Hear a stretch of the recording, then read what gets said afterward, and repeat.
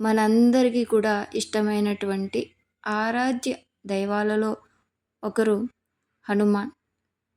మే 12, 2026 మనకి హనుమాన్ జయంతి. హనుమాన్ అంటే మనకి బలానికి, ధైర్యానికి, భక్తికి ఒక ప్రతీకగా మనం విశ్వసిస్తాము.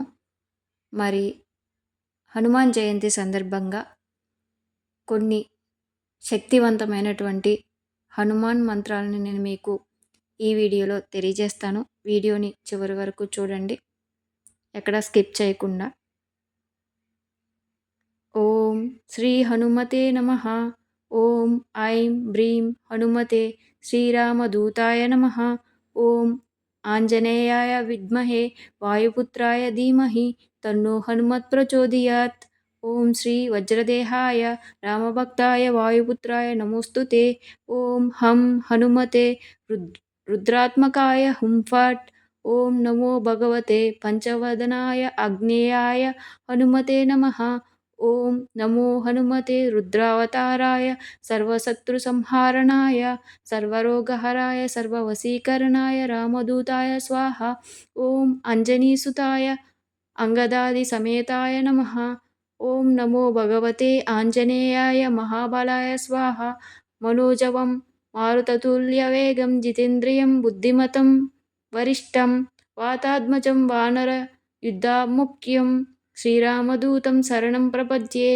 మరి ఈ మంత్రాలని ఎలా జపించాలి అంటే, మనం ఉదయాన్నే నిద్రలేచి స్నానం చేసి శుభ్రమైనటువంటి బట్టలను ధరించుకుని ఇంట్లో శుభ్రమైనటువంటి ప్రదేశంలో గంగా జలాన్ని చల్లి ఆ స్థలాన్ని పవిత్రం చేసుకుని అక్కడ మనం ఒక పీఠాన్ని ఏర్పాటు చేసుకుని మనకి హనుమంతుని ఫోటో ఏదైనా చిన్నదైనా పెద్దదైనా మన ఇంట్లో ఉండే విగ్రహాన్ని పెట్టుకుని హనుమంతునికి మనం సింధూరం ఉంటుంది కదా, దాన్ని పెట్టి తర్వాత స్వామివారి చిత్రపటానికి పూలమాల వేసి ఆవు నెయ్యితో దీపం వెలిగించండి.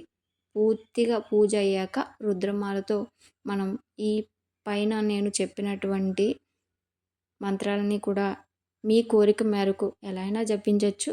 అయితే మనం హనుమంతునికి మంత్రాన్ని జపించినప్పుడు 5 మాలలు జపించాలని చెప్తారండి. అంటే ఒక మాల అంటే 108 సార్లు అన్నమాట. అంటే మంత్రం జపం పూర్తయ్యాక మీరు మనసులో మీ సంకల్పాన్ని స్వామివారికి చెప్పుకోండి. ఈ విధంగా మనం చేయడం వల్ల స్వామివారి యొక్క అనుగ్రహం, కరుణా కటాక్షం అనేది మనపై ఉంటుంది. మనం ఎంత పెద్ద కష్టాల నుంచి అయినా కూడా గట్టెక్కచ్చండి. ఆ స్వామివారి కరుణా కటాక్షం అనేది మనపై ఉంటుంది. నా వీడియో కనుక నచ్చితే లైక్ చేయండి. మరిన్ని వీడియోస్ కోసం ఛానల్ని సబ్స్క్రైబ్ చేయండి. Thank you for watching. మరొక్కసారి మీ అందరికీ కూడా హనుమాన్ జయంతి శుభాకాంక్షలు.